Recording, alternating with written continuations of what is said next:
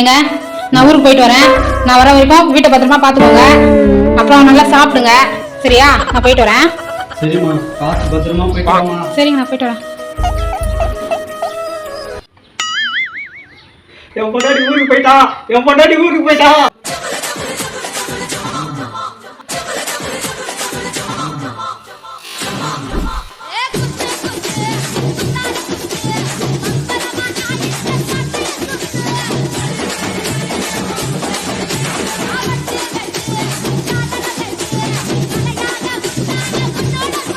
யோ, என்னையா பண்ணிட்டு இருக்க?